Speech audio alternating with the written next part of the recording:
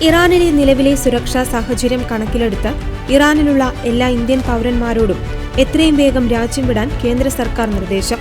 ലഭ്യമായ എല്ലാ യാത്രാമാർഗങ്ങളും പ്രത്യേകിച്ച് വാണിജ്യ വിമാനങ്ങൾ പ്രയോജനപ്പെടുത്തി ഉടൻ മടങ്ങാനാണ് ടെഹ്റാനിലെ ഇന്ത്യൻ എംബസി പുറപ്പെടുവിച്ച പുതിയ നിർദ്ദേശത്തിൽ പറയുന്നത്. ഇറാനിലുള്ള വിദ്യാർത്ഥികൾ, തീർത്ഥാടകർ, ബിസിനസ് ആവശ്യങ്ങൾക്കായി പോയവർ, വിനോദസഞ്ചാരികൾ തുടങ്ങി എല്ലാ ഇന്ത്യൻ പൗരന്മാർക്കും ഈ മുന്നറിയിപ്പ് ബാധകമാണ്. ഇറാനും അമേരിക്കയും തമ്മിലുള്ള സംഘർഷം വർദ്ധിക്കുന്നതും മേഖലയിൽ യുദ്ധഭീതി നിലനിൽക്കുന്നതുമാണ് ഇത്തരമൊരു അടിയന്തര നീക്കത്തിനു പിന്നിൽ.